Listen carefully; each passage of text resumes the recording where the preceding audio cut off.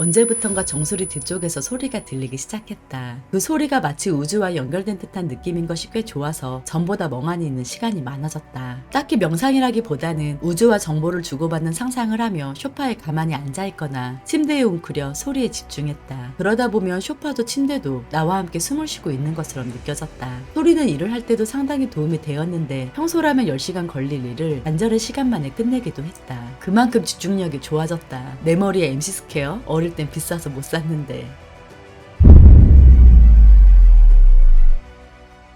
이날도 침대에 웅크려 누워 아무것도 하지 않고 어둠 속에서 소리에만 집중하고 있었다. 한 30분 지났나? 소리가 갑자기 강하게 들리며 머릿속을 꽉 채우더니 눈앞이 강렬한 빛으로 환해졌다. 명상을 하며 보던 빛보다 훨씬 밝았다. 소리와 빛은 5, 6초 정도 지속됐고 눈이 타버릴 지경이었다. 그 정도로 매우 강렬한 탓에 손과체가 열렸구나라는 생각이 들었다. 말로만 들을 때는 손과체 활성화라는 게 참 모호하게 느껴졌는데 이 현상들은 꽤나 분명하고 명확했다. 그때 나는 잠든 상태도 트랜스 상태도 아니었으며 아주 또렷한 정신으로 몸과 침대의 촉감, 거실에 있는 남편의 기침 소리까지 완벽하게 느끼고 있는 중이었다. 곧이어 소리와 빛이 사라지고 어둠 속에서 쿵쿵 거리는 소리가 들리기 시작했다. 쿵쿵 소리는 점점 커지고 많아졌는데 마치 군인들의 행궁소리 같았다. 더하여 울부짖는 사람들과 총소리가 복합적으로 들렸다. 전쟁의 소리였다. 왜 이런 소리가 들리는 거지? 두려움이 올라왔지만 이 경험의 순간을 조금이라도 놓치지 않기 위해 눈을 꼭 감고 소리에 집중했다. 그리고 벼랑간 내 귀에 대고 누가 말을 했다. 얘야, 지역은 있단다. 너부터 보내줄래? 소름! 귀에 대고 속삭이는 소름 끼치는 목소리에도 모든 현상이 사라질까 난 절대로 눈을 뜨지 않았다. 이윽고 소리는 멈추고 눈앞에 TV가 켜지듯 네모난 화면이 나타났다. 푸른색 무도회장의 디즈니 만화가 3초 정도 보이더니 기차 안의 화면으로 전환되었다. 겉은 낡은 구식의 기차였는데 내부는 SF 영화에서나 보던 모습이었다. 그렇게 모든 게 멈췄다. 이건 대체 뭐지? 꿈을 재생하려다 곰플레이어가 에러가 났나? 기차 안 장면이 사라진 후에도 행여나 뭐가 더 있을까 기다렸지만 어떠한 소리도 보이는 것도 없었다. 그냥 어둠이었다. 기분 나쁜 목소리는 뭘까? 손과체가 열린 사이에 내가 악마를 끌어들였나? 전쟁의 소리는, 네모난 화면 속의 장면들은 뭔 예지 같은 건가? 비슷한 현상을 몇 번 더 경험했지만 이유를 알지 못했고 두려운 마음에 명상을 그만해야 하나 고민까지 했었다. 이후 이날의 일들을 계속 생각하던 어느 날 나는 현상을 바로 볼 수 있었다. 악마는 친절하게도 내가 잘 알아들을 수 있는 한국말로, 그것도 영화에서나 들었던 딱 그 사탄의 목소리로 본인의 존재를 과시했다. 나의 정보가 작용한 거다. 내 기억에 저장된 영화 속 사탄의 목소리가 아기 목소리였다면 이날도 아기의 목소리로 사탄의 음성이 들렸을 것이 뻔하지 않은가. 내가 축적한 데이터에 스스로 빠져 놀아난 것이 참으로 어이가 없었다.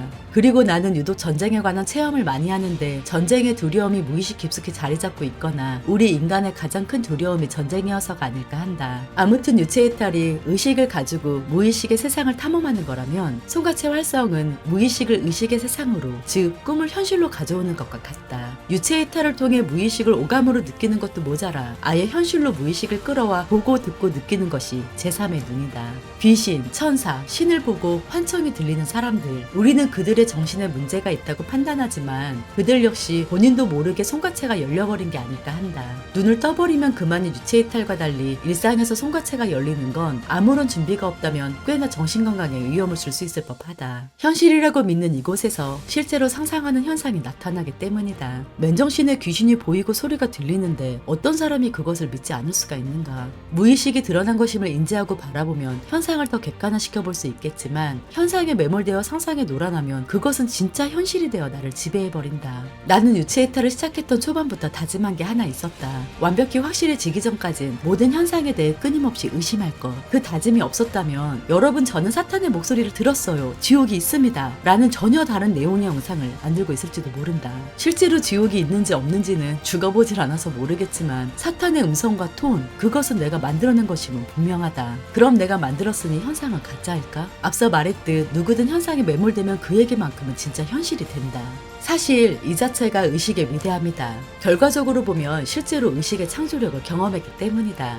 여담으로 손과체 활성을 바라며 명상을 해온 건 아니지만 막상 다쳐보니 눈에서 레이저빔도 쏘고 투시도 하는 초능력이라도 생길 줄 알았는데 그런 게 전혀 없다. 어쩌면 이것도 아직 쪼렙이라 이런 건지도. 제3의 눈을 뜬다는 건 결국 또 다른 아스트랄 프로젝션일 뿐이다.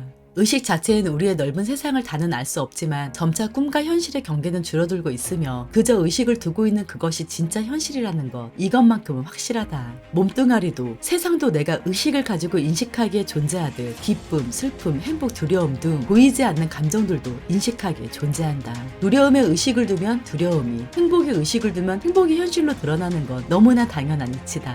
그런데 우린 바보 같게도 행복을 바라면서 불행하다는 마음을 잡고 놓아주질 않으며 과거의 기억과 미래의 불안감에 휩싸여 지금을 보지 못한다. 현상 안에서 놀아나며 그것을 진짜 현실로 만들어 버린 거다.